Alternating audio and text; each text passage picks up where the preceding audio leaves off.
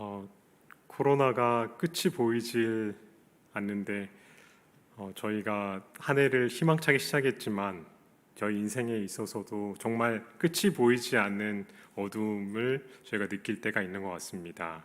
그런데 그러할 때에 하나님께서 앞과 뒤, 전후를 두루시면서 우리를 보호하고 계신다는 사실을 우리가 잊지 않고 그 하나님으로 인해서 힘을 얻고 또 계속해서 믿음으로 승리하는 삶을 사시는 우리 행복한 토평교회 모든 성도님들이 되시기를 주님의 이름으로 기원합니다. 오늘은 하나님의 군대라는 제목으로 함께 하나님의 은혜를 나누고자 합니다.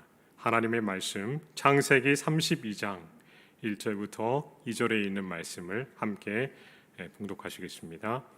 창세기 32장 1절부터 2절입니다.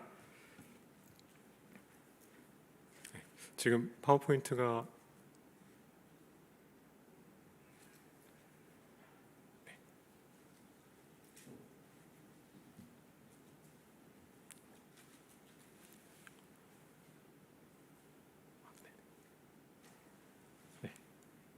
같이 읽으시겠습니다. 야곱이 시작. 야곱이 길을 가는데 하나님의 사자들이 그를 만난지라. 야곱이 그들을 볼 때에 이르기를 이는 하나님의 군대라 하고 그 땅 이름을 마하나임이라 하였더라. 아멘. 2018년이었습니다. SDA 교육은 그 어느 때보다도 위기감이 감돌았습니다. 2010년부터 수강생이 조금 줄어들기 시작했는데요. 그때부터 거의 8년 동안 전사적인 노력을 기울이면서 CEO가 3번이나 바뀌었습니다. 구조조정과 리모델링 그리고 스마트 교실 사업, 절반에 가까운 학원 폐원 등 모든 수단을 강구해본 상황이었습니다. 거의 매달 전국 학원장들이 본부에 모여서 각 학원의 자구책과 성과를 확인했습니다. 그리고 다음 텀 계획을 보고하고 지도를 받는 자리였습니다. 그런데 사장님께서 회의 중에 갑자기 한 영상을 보자고 제안을 하셨습니다. 다키스트 아워라는 영상인데요. 영국군이 2차 세계대전 당시 가장 암울했던 시간을 다룬 영상이었습니다. 윈스턴 처칠이 수상이 되어서 처음 했던 전투였는데요. 덩케르크 전투입니다. 나치의 병사에 포위되어서 30만의 영국군이 몰살 위기에 처해 있었습니다. 의회에서는 독일과 화친하자 이들이 다수의 힘을 얻어서 오히려 수세에 처칠은 몰리고 있었어요. 전장의 상황은 참혹하고 전멸하기 직전입니다.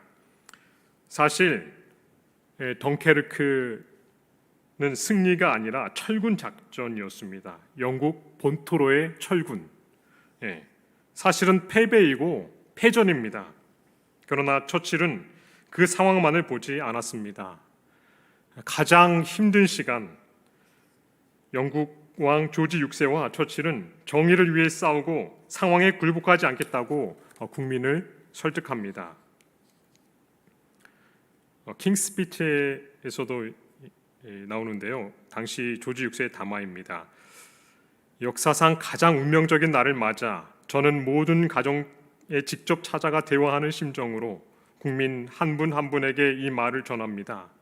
고된 여정입니다. 앞길이 험난할 수도 있고 전쟁이 우리 마음속까지 잠식할 수도 있습니다. 그러나 우린 오직 정의를 위해 싸울 것이라고 경건한 마음으로 우리의 결의를 하나님께 맹세합니다. 모두 하나 되어 그 맹세를 지킨다면 우리는 주께서 보호하사 반드시 승리할 것입니다. 처칠은 이렇게 연설을 했습니다. 1940년 6월 18일에 히틀러는 우리를 굴복시키지 못하면 전쟁에서 질 것임을 알고 있습니다. 만약 우리가 그를 이겨낸다면 전 유럽은 해방될 것이며 세상은 더 넓고 밝은 미래를 향해 전진할 것입니다. 우리 모두의 우리 모두 의무를 위해 일어서 견뎌냅시다. 대영 제국이 1000년을 더 이어갔을 때 사람들이 말할 것입니다. 바로 지금이 그들의 가장 위대한 시대였다고. 우리 삶도 사방이 막히고 너무 고통스러울 때가 많습니다. 도저히 앞이 보이지 않을 때가 있습니다. 영적으로도 그렇고 관계적으로도 그렇고 재정적으로도 그럴 때가 있습니다. 힘이 돼줘야 할 내부에서 오히려 더 큰 고통을 안겨줍니다. 그리고 아무에게도 말 못할 고뇌가 따릅니다. 어떻게 이 상황보다 더 나쁠 수 있을까? 그러나 여기 가장 고통스러운 상황에서 승리한 한 믿음의 사람을 통해서 오늘 이 저녁 여러분과 제가 큰 힘을 얻게 되시기를 간절히 바랍니다. 야곱은 그의 생애에서 가장 어두운 밤을 맞이합니다. 바로 얼마 전 그는 자신과 가족을 추격하던 외삼촌 라반의 손에서 벗어났습니다. 일주일 동안 양떼를 데리고 있을 때 얼마나, 한번 지도를 보십시오. 얼마나 긴 거리를 하란에서부터 미스바라 불리는 곳까지 도저히 이 양떼를 몰고 갈 만한 거리가 아닙니다. 얼마나 주도면밀하게 계획하고 도망을 쳤는지 모르겠어요. 그런데 그 먼 길을, 일주일 동안 도망한 그 길을 나흘 만에 외삼촌이 추격을 해왔습니다. 분노한 라반은 야곱을 해할 힘이 있었습니다. 하지만 그렇게 할 수가 없었습니다. 왜냐하면 하나님께서 그 야곱을 만나기 바로 전날 밤 꿈에 나타나셔서 해하지 말라고 하셨기 때문에, 그래서 이 라반과 야곱은 이 미스바에서 이 돌무더기를 쌓고 조약을 맺습니다. 상호 불가침 조약입니다. 협정이죠. 영토의 경계입니다. 그리로 다시는 넘어가지 못할 것입니다. 그리고 야곱은 감찰하시는 하나님을 알았습니다. 지난번에 살핀 대로 하나님의 감찰은 사람의 감찰과는 다릅니다. 약한 자의 억울함을 풀어주시는 것입니다. 당신의 백성을 신원하시고 나라를 주시는 것입니다. 미스바, 비록 서로 떨어져 있지만 나와 너 사이를 살피시는 하나님, 감찰하시는 하나님, 그 하나님께서 keep watch, 살피시고 look out, 감찰하신다. 그 하나님이 계시지 않았다면 아마 야곱은 빈손으로 고향으로 돌아갔거나 아니면 분노한 외삼촌의 칼을 이곳에서 맞고 최후를 맞았을지 모르겠습니다. 그러나 하나님께서 살피시고 모든 일이 정당하게 맞춰지도록 하셨습니다. 그래서 야곱은 그 돌무더기를 갈르엣이라고 불렀습니다. 증거의 무더기. 그리고 차파, 하나님이 살피신다. 미스바.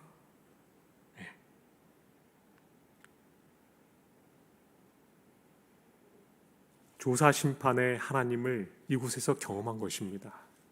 형을 피해 도망했을 때는 베델에서 꿈에 하늘까지 닿는 사닥다리를 보고 처음으로 이 돌베개로 돌단을 쌓았어요. 이제 집으로 돌아가는 가장 첫 번째 큰 관문을 넘는 순간 다시 한번 두 번째로 그는 돌무더기를 쌓습니다. 죄인을 찾아오시고 함께 하셨던 임마누엘의 하나님을 그가 도망했을 때 경험했다면 이제 집으로 돌아오는 이 순간에 그는 감찰하시는 하나님을 경험한 것입니다. 이렇게 창세기 28장 15절에 이곳으로 그를 돌아오게 하겠다고 약속하신 하나님의 약속의 첫 부분이 이루어졌습니다. 그리고 이제 20년 만에 고향으로 돌아옵니다. 사실 야곱의 마음은 편치만은 않았습니다. 아버지와 형을 속이고 장자의 축복을 받았지만 매우 분노한 형을 피해서 그는 도망하였습니다. 야곱은 그때의 기억이 너무도 생생해서 형의 근황을 살피고자, 동향을 살피고자 메신저를 먼저 보냈습니다. 그런데 돌아오는 종의 보고는 야곱의 간담을 서늘하기에 충분했습니다. 어떻게 오고 있다고요? 주인님의 형 에서가 400명의 건장한 사람을 거느리고 맞으러 오고 있다는 것입니다. 성경은 야곱의 심정을 다음과 같이 기록하고 있습니다. 창세기 32장 7절입니다. 야곱이 심히 두렵고 답답하여 이미 루비콘강을 건넜기 때문에 이제 더 이상 되돌릴 수도 없습니다. 다시 외삼촌 집에 갈 수도 없죠. 가까스로 위기에서 벗어났는데 이제는 도저히 벗어날 수 없는 최악의 상황과 마주하게 된 것입니다. 영감의 붓은 다음과 같이 기록하고 있습니다. 같이 읽을까요? 그는 시작. 그는 여행의 끝이 점점 가까워짐에 따라 에서에 대한 생각으로 여러 가지 불길한 예감이 들었다. 야곱이 도망한 후에 에서는 자기 자신이 아버지의 재산에 대한 유일한 상속자라고 생각하였다. 야곱이 돌아온다는 소식은 에서로 하여금 야곱이 상속권을 주장하기 위하여 오고 있다는 두려움을 일으킬 것이었다. 이런 두려운 상황에서 그가 본 것이 바로 하나님의 군대였습니다. 마하나임이라고 성경에 기록되어 있는데요. 재림교회 성경주석은 그 마하나임이 무슨 뜻인지 직접 번역하면은 뭐라고 되어 있습니까? 두 진영입니다. 뭐라고요? 두 진영 또는 두 군대라는 의미로 천사의 두 군대, 곧 그들 앞서 진행하던 한 군대와 그를 뒤따르던 한 군대의 천사를 말한다. 저는 하나님께 너무 감사합니다. 가장 힘든 시간 앞에서도 보호하시고 뒤에서도 앞뒤 전후 완전히 그분의 군대로 당신의 자녀를 보호하시는 것을 야곱이 보게 된 것입니다. 이것은 그가 형을 피해서 도망가던 때, 즉 하나님 앞에서 큰 죄를 짓고 그분과 그분의 구원에서 가장 멀리 떨어져서 버림받았다고 느꼈을 때 하늘까지 닿는 사닥다리를 보이신 그 장면을 떠오르게 했습니다. 사실 아버지 집으로 돌아가라고 하신 분도 누구셨습니까? 하나님이셨어요. 그리고 외삼촌 라반의 위협을 해결해 주신 분도 누구였습니까? 하나님이셨습니다.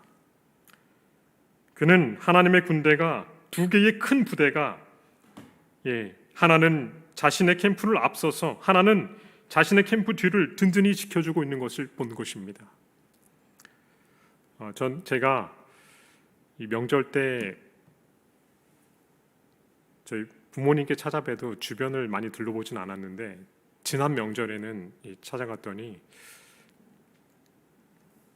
이 동두천에 계시는데 그 소요산을 한번 가자고 그래서 소요산을 가게 됐습니다. 근데 그곳에는 미군 캠프 KC가 있었습니다. 작지 않은 규모였어요, 제가 볼 때는. 그리고 나중에 이제 이 경험을 말씀드렸더니 저를 예뻐해 주시던 원로 김성원 목사님께서 당신의 아들이 그 캠프에서 재림교회 목사로서 군목으로 그 캠프에 있다는 것입니다. 네, 우리 미군인데 재림교회 목사가 이제 그곳에 있다. 그러니까 친근감이 더 들더라고요. 사실 힘이 더 작은 나라에서 적군의 위협이 세면은 세계에서 가장 강대한 나라의 군대가 진을 치고 있는 것도 큰 위안입니다. 그런데 여기 에서의 군대보다도 훨씬 큰 부대로 연약한 인간의 군대가 아니라 하나님의 군대가, 그것도 두 군대나 두 진영이나 되는 부대가 그를 지켜 보호하고 계신다는 사실이 야곱에게 얼마나 큰 위안이 되었을까요? 하나님께서는 당신의 백성이 사면초가의 공경에 빠질 때에, 어찌할 바를 몰라 할 때에 당신의 군대를 보이심으로 당신의 백성들에게 얼마나 큰 지지를 보이고 계신지를 깨닫게 하시는 것 같습니다. 여호수아가 이 가나안 정복을 바로 앞두고요, 타 요단강을 건너게 했는데 그의 앞에는 첫 성 여리고가 버티고 있었습니다. 어찌할 바를 몰라 하며 고민하는 그에게 하나님의 군대 장관께서 친히 나타나십니다. 아람 군대가 사마리아를 둘러싸고 선지자 엘리사를 잡으려고 할 때에 종은 게하시는 너무 두려워서 떨었습니다. 그런데 엘리사는 기도로 하나님께서 종의 눈을 열어서 보여주시도록 했습니다. 하나님의 군대가 아람의 군대보다도 더 많이 에워싸고 보호하고 있는 모습을 그는 보게 되었습니다. 사실 예수님께서 잡히시던 그날 밤 제자들은 다 도망갔어요.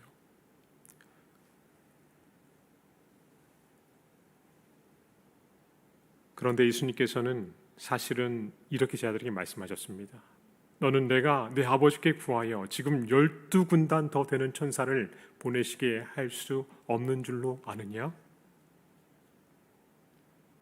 예수님께서 폭도들에 둘러싸여 십자가를 향해 끌려갈 수밖에 없어 보일 때 제자들은 낭망했지만, 그런 예수님께서는 온 우주의 군대가 자신을 둘러싸고 있음을 보셨습니다. 그럼에도 불구하고 자원해서 우리의 구원을 위해 그분은 그 길을 가신 것입니다. 우리도 잊지 말아야 하겠습니다. 가장 암울한 순간 하나님께서 그 군대로 친히 우리를 둘러싸고 계시다는 사실입니다. 아멘 아니십니까? 네, 아멘입니다. 네, 시편은 이렇게 기록하고 있습니다. 같이 읽겠습니다. 여호와의 시작. 여호와의 천사가 주를 경외하는 자를 둘러 진치고 그들을 건지시는도다. 아멘. 야곱은 하나님이 이렇게 함께 해주신 걸 알았음에도 불구하고 막상 형이 가까이 다가오자 그래도 눈에 보이는 것은 하나님의 군대보다는 사람에게 크게 보이는 것 같아요. 저희도 그렇지요. 그래서 이것에 적극 대처하고자 노력을 합니다. 사실 이삭은 가나안에서 가장 부유하고 강력한 군주였습니다. 그리고 에서는 아버지의 모든 지위와 부를 상속할 유일한 사람이라고 여겨졌습니다. 왜냐하면 동생은 이미 800km나 떨어진 타국으로 도망갔기 때문입니다. 그런데 이제 그 동생이 컴백하는 것입니다. 사실 그가 장자의 명분을 남겼었어요. 그리고 동생이 장자의 축복마저 가로챘었습니다. 이제 그가 돌아와서 그 모든 것이 자신의 것이라고 주장한다면 생각만 해도 끔찍한 일입니다. 마치 대기업 3세가 모든 승계 구도를 마치고 실권자로서 경영 일선을 장악하고 있는데 이제 회장 취임 직전인데, 그런데 합리적인 계승자가 갑자기 나타난다는 것입니다. 모든 일이 그르쳐질 상황입니다. 제거하지 않으면 본인이 설 자리가 없는 상황이에요. 김정일이 죽고 김정남과 김정은 사이에 일어난 왕자의 난과 같다고 볼 수도 있을까요? 그런데 야곱은 사실상 그의 지위나 아버지의 유산을 상속하러 온 것이 아니었습니다. 그래서 형 에서를 자극하지 않고자 그는 기별을 보냅니다. 다음과 같이 보냅니다. 종들을 보내서 같이 한 말을 같이 읽겠습니다. 시작. 그들에게 명령하여 이르되 너희는 내 주 에서에게 이같이 말하라. 주의 종 야곱이 이같이 말하기를 내가 라반과 함께 거류하며 지금까지 머물러 있었사오며 내게 소와 나귀와 양떼와 노비가 있으므로 사람을 보내어 내 주께 알리고 내 주께 은혜 받기를 원하나이다 하라 하였더니, 에서에게 뭐라고 칭했어요? 내 주, 그렇죠, 주. 그리고 자신은 주의 종 야곱. 그리고 저에게 이미 수많은 재산이 있습니다. 저는 재산이나 어떤 지위를 상속하러 오는 것이 아닙니다. 이렇게 분명한 메시지를 보냈는데도 다시 들려오는 답변은 뭡니까? 여전히 에서가 400명의 군사와 함께 다가온다는 것입니다. 야곱은 너무 심란했습니다. 어찌할 바를 모르는 만큼 곤란했어요. 그리고 그가 할 수 있는 모든 대비를 다음과 같이 합니다. 세 가지를 성경은 기록하고 있는데요. 첫 번째는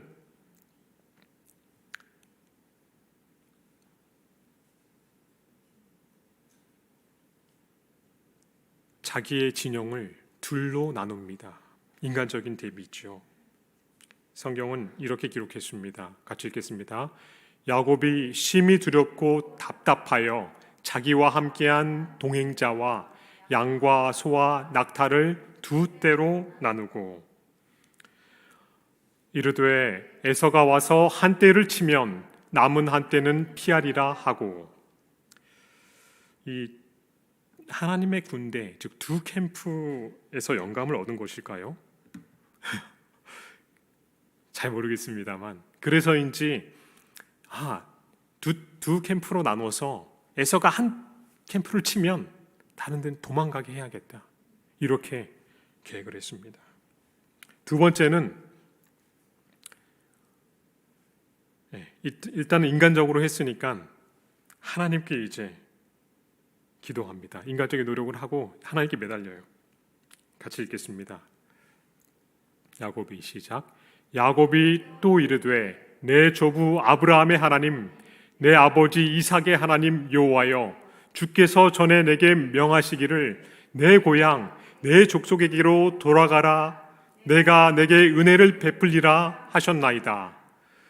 나는 주께서 주의 종에게 베푸신 모든 은총과 모든 진실하심을 조금도 감당할 수 없사오나 내가 내 지팡이만 가지고 이 요단을 건넜더니 지금은 두 때나 이루었나이다. 내가 주께 간구하오니 내 형의 손 에서의 손에서 나를 건져내시옵소서. 내가 그를 두려워함은 그가 와서 나와 내 처자를 칠까 겁이 나기 때문이니이다. 주께서 말씀하시기를 내가 반드시 내게 은혜를 베풀어 내 씨로 바다에 셀 수 없는 모래와 같이 많게 하리라 하셨나이다. 아멘. 일단은 인간적으로 대비를 한 다음에 하나님께 간절히 기도합니다. 형 에서의 손에서 건져달라는 정말 진솔한 기도입니다. 나와 내 처자를 칠까 겁납니다, 하나님. 근데 자세히 생각해 보세요, 하나님. 하나님이 저 가라고 하셨잖아요. 네. 하나님 명령에 순종해서 왔는데 하나님이 책임지셔야죠. 약속도 하셨잖아요. 이렇게 되게 해주실 것이다. 그렇게 약속도 주장하면서 감사함도 잊지 않습니다. 제가 빈손으로 와도 당연할 뻔했는데 하나님께서 은혜를 주셔서 이렇게 두 큰 때나 이루었습니다. 마지막으로 세 번째 대비를 하는데요.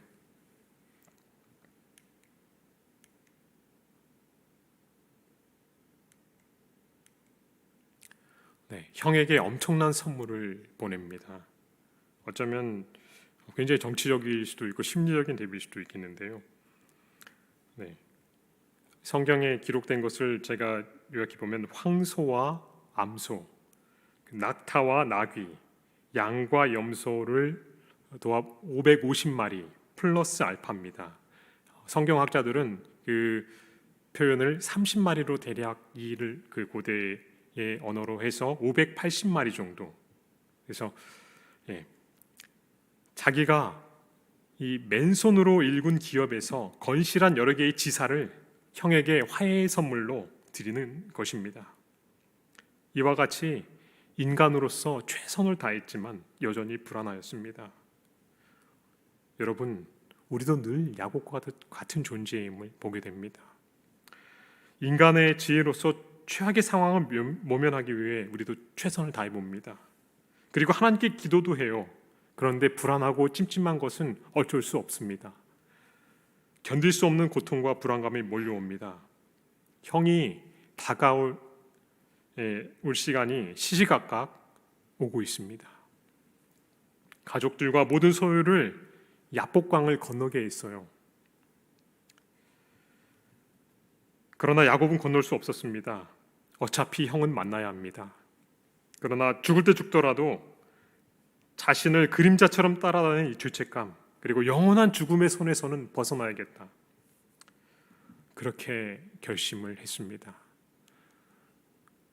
부자선자 196페이지는 이렇게 기록하고 있습니다. 같이 읽겠습니다. 야곱은 그 밤을 기도하며 보내기로 결심하고 홀로 하나님과 같이 있기를 바랐다.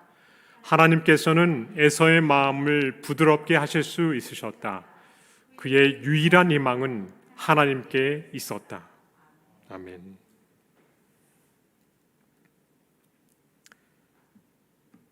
하나님은요, 그의 군대를 보내셨지만 여전히 불안해하는 당신의 아들을 참아 보지 못하시고 직접 친히 당신의 아들에게 나타나십니다. 군대를 보냈는데도 불안해하는 그에게 이젠 내가 옆에 있어 줄게 하고 오십니다. 여호수아에게도 친히 여호와의 군대 장관으로 나타나시고 예수님께도 인성으로서는 가려져 있었지만 십자가에서 친히 당신의 아들과 함께 하셨던 그 하나님께서, 우리 하나님은 가장 암울한 그 순간 우리와 함께 하시는 분이십니다. 그런데 야곱은 자기를 해하러 온 사람인 줄 알고 씨름하기 시작했습니다. 죽을 힘을 다해 싸웠습니다. 그리고 새벽이 되어서야 그는 자기가 씨름한 분이 하나님이라는 사실을 깨닫게 되었어요. 왜냐하면 신비한 손이 그의 엉덩이를 대자 고관절 탈골이 일어났습니다. 대퇴골이 위골된 것입니다. 그렇지만 그는 그 고통 중에서도 하나님을 놓지 않았습니다. 가장 암울할 때에 자신을 붙들기 위해서 오신 하나님, 그분이신 줄도 모르고 덤볐지만 이제는 그분의 축복이 없이는 그분을 놓지도 않을 것이었습니다. 부자 선지자 197페이지는 다음과 같이 기록하고 있습니다. 같이 읽겠습니다. 야곱은 천사와 힘을 겨루어 이겼다. 이 죄 많고 잘못이 많은 인간이 겸손과 회개로 자기 포기를 통해서 하늘의 인군과 겨루어 이겼다. 그는 하나님의 약속들을 떨리는 손으로 붙잡았으며 사랑이 무한하신 분께서는 이 죄인의 호소를 물리칠 수 없으셨다. 아멘. 마침내 하나님께서 두 손 두 발을 다 드십니다. 그를 축복하시고 새 이름을 주십니다. 자비한 아버지가 아들과의 씨름에서 일부러 져주는 것처럼 하나님이 져주십니다. 그러기 위해서 오셨습니다. 온 마음을 다해 겸손과 회개와 자기 포기로 나아온 아들에게 승리를 주신 것입니다. 우리 주님께서 사랑하시는 우리 행복한 토평교회 성도 여러분, 사망의 음침한 골짜기 가운데 혹 계십니까? 잊지 마시기를 간절히 바랍니다. 내 인생의 가장 암울한 시간 속에 있다면, 앞이 보이지 않는다면 기억하시기 바랍니다. 하나님의 군대가 가장 가까이 우리 곁에 있다는 사실을 기억하십시오. 아니, 가장 크신 하나님 군대의 총사령관께서 우리를 친히 붙드실 것입니다. 다만 우리는 회개와 겸손 그리고 자아 포기를 통해서 그분을 붙드시기를 바랍니다. 그분과 씨름하시기를 바랍니다. 승리는 여러분과 저의 것이 될 것입니다. 매일의 삶 속에 있는 선악간의 대쟁투에서뿐만 아니라 조만간 있게 될 야곱의 환난에서 야곱처럼 승리하시는 여러분과 제가 되기를 간절히 바랍니다. 그분의 군대를 보내어 승리하게 하시는 하나님의 은혜가 여러분과 저를 승리로 이끌게 하실 줄을 믿습니다. 그때에 내 민족을 호위하는 대군 미가엘이 일어날 것이요 또 환란이 있으리니 이는 개국 이래로 그때까지 없던 환란일 것이며 그때에 내 백성 중 무릇 책에 기록된 모든 자가 구원을 얻을 것이라. 인류 역사상 가장 암울해 보이는 이때 어쩌면 하나님께서 그분의 군대를 통해서 우리와 가장 가까이 계시는 때입니다. 그리고 우리는 조만간 정말 마치 여인이 해산전에 허리를 잡듯이 정말 야곱처럼 고뇌하는 야곱의 환난을 겪게 될 것입니다. 그러나 겸손과 회개와 자기 포기로 하나님을 붙드신다면 우리는 결코 두려워할 것이 없음을 기억하시고 하나님의 군대, 아니 그 총사령관이신 하나님께서 친히 우리와 함께 하심을 기억하시고 믿음으로 끝까지 승리하시며 예수님이 재림하시는 그날 기쁨으로 그분을 영접하는 여러분과 제가 되기를 간절히 바라면서 말씀을 줄이겠습니다.